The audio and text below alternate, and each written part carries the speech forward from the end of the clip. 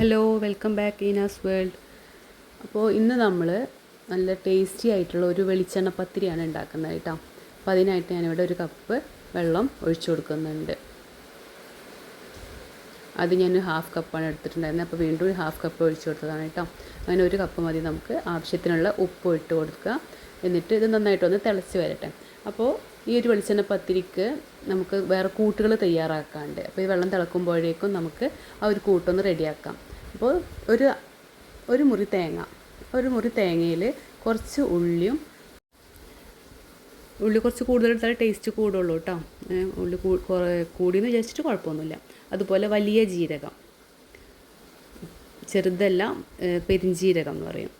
ആ ജീരകം കൂടെ ഒന്നിട്ടിട്ട് നമുക്കൊന്ന് അടിച്ചെടുക്കാം. അടിക്കാൻ തന്നെ നന്നായി ഫൈനായിട്ട് അടിക്കരുത്. ജസ്റ്റ് ഈ തേങ്ങയും ജീരകവും ഉള്ളിയും എല്ലാം കൂടെ ഒന്ന് ഒതുക്കുന്ന രീതിയിലാണ് നമ്മളൊന്ന് ഒതുക്കിയെടുക്കുക എന്ന് പറയും. ആ ഒരു ലെവലിൽ അവിടെ അടിച്ചെടുത്തിട്ടുണ്ട്. അപ്പോൾ ഇനി നമുക്ക് വെള്ളം വെച്ചിട്ടുണ്ടായിരുന്നു അല്ലേ തിളക്കാനായിട്ട്. അതെന്തായി നോക്കാം അല്ലേ. അപ്പോൾ ഇത് തിളച്ച് വന്നിട്ടുണ്ട് കേട്ടോ. ഇനി ഇതിലേക്ക് അരിപ്പൊടി ഇട്ട് കൊടുക്കാം. അപ്പോൾ ഈ ഒരു കപ്പാണ് ഞാനിവിടെ അരിപ്പൊടി എടുത്തിട്ടുള്ളത്.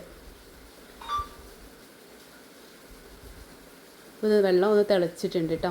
കണ്ടോ, മീതേക്ക് വെള്ളം തിളച്ച് വരുന്നുണ്ടല്ലോ. ഈ ഒരു പരിവാകുമ്പോൾ എന്ത് ചെയ്യുക, അതുപോലെ നന്നായിട്ടൊന്ന് മിക്സ് ചെയ്ത് കൊടുക്കാം. എല്ലായിടത്തേക്കും മിക്സ് ചെയ്യണം കേട്ടോ. വെള്ളവുമായിട്ട്, അതായത് ആ പൊടിയൊന്നും ഉണ്ടാവരുത്. നന്നായിട്ട് മാവ് രൂപത്തിൽ അങ്ങോട്ട് മിക്സ് ചെയ്തെടുക്കുക.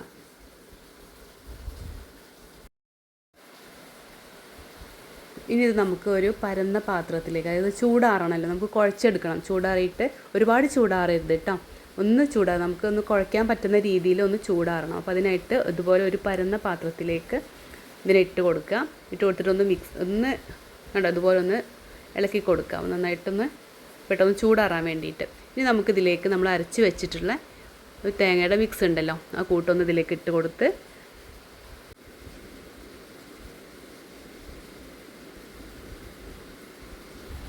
അപ്പോൾ ഒരുപാട് ഇതെടുക്കരുത് കേട്ടോ. ഒരുപാട് ഒന്ന് ഒതുക്കിയെടുക്കുക എന്നൊക്കെ പറയും. ആ ഒരു ലെവലിലാണ് നമ്മളിത് ഒതുക്കിയെടുത്തിട്ടുള്ളത്. അപ്പോൾ ഈ തേങ്ങയിൽ നമുക്ക് വെള്ളം ഉണ്ടാവും. അപ്പോൾ അതുകൊണ്ട് മാവ് വാട്ടുന്ന സമയത്ത് വെള്ളം ഒഴിച്ചു കൊടുക്കരുത്. ഇത് കരിഞ്ജീരകമാണ്. കരിഞ്ജീരകം കഴുകിയതിന് ശേഷം ഒന്ന് അരിച്ചെടുത്തിട്ടുള്ളതാണ് കേട്ടോ. അപ്പോൾ ഈ കരിഞ്ജീരകം കൂടെ ഇട്ട് കൊടുക്കാം. അപ്പോൾ നമ്മൾ മാവിൽ തേങ്ങയും ജീരകവും ഉള്ളിയും കരിഞ്ജീരകവും ഇതെല്ലാം കൂടെ ഇട്ടിട്ട് നന്നായിട്ടൊന്ന് കുഴച്ചെടുത്തിട്ടുണ്ട് കേട്ടോ. നന്നായിട്ട് കുഴച്ചെടുത്തതിന് ശേഷം നമുക്ക് ചെറിയ ചെറിയ ഉരുളകളാക്കി എടുക്കണം. ഇതുപോലുള്ള ബോൾസാക്കി എടുക്കാം. പത്തിരിക്ക് കനം വേണമെന്നുണ്ടെങ്കിൽ കുറച്ചും കൂടെ വലുതായിട്ടുള്ള ബോൾസ് ഉണ്ടാക്കിയെടുക്കണം കേട്ടോ. ഞാനിവിടെ അധികം കനത്തിലല്ല പരത്തുന്നത്. ഇവിടെ പിള്ളേർക്കൊന്നും അങ്ങനെ കനത്തിൽ ഇഷ്ടമില്ല. അതുകൊണ്ട് ഞാൻ വളരെ നൈസ് പത്തിരിയല്ല, അതിനേക്കാൾ കുറച്ച് വണ്ണത്തിലുള്ള രീതിയിലാണ് മാവ് എടുത്തിട്ടുള്ളത്.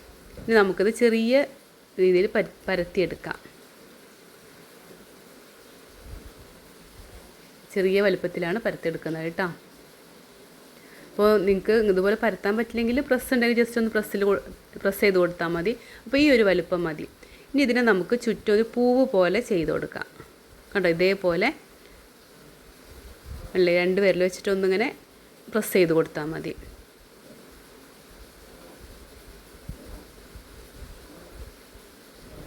അപ്പോൾ ഇതുപോലെ നമ്മൾ ബോൾസാക്കി വെച്ചിട്ടുള്ള എല്ലാ മാവും പരത്തി ഇതേപോലെ ചെയ്ത് വെക്കണം കേട്ടോ. അപ്പോൾ ഞാനിതിവിടെ പരത്തി കഴിഞ്ഞിട്ടുണ്ട്. ഇനി 1-2 പൂവും കൂടെ വെക്കാനുള്ളൂ. കണ്ടോ, അപ്പോൾ ഇതുപോലെ ചെയ്ത് കൊടുക്കാം.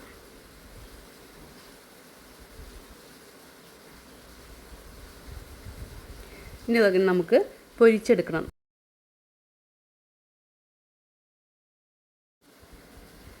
അപ്പോൾ എണ്ണ നല്ല ചൂടായിട്ടുണ്ട് കേട്ടോ. ഇതിലേക്ക് നമുക്ക് ഓരോ പത്തിരി ഇതുപോലെ ഇട്ട് കൊടുക്കാം. അപ്പോൾ ഒന്ന് ആയിട്ടുണ്ടെങ്കിൽ, അതായത് ഒന്ന് വെന്ത് വന്നാൽ നമ്മളിതൊന്ന് മറിച്ചിട്ട് കൊടുക്കാം.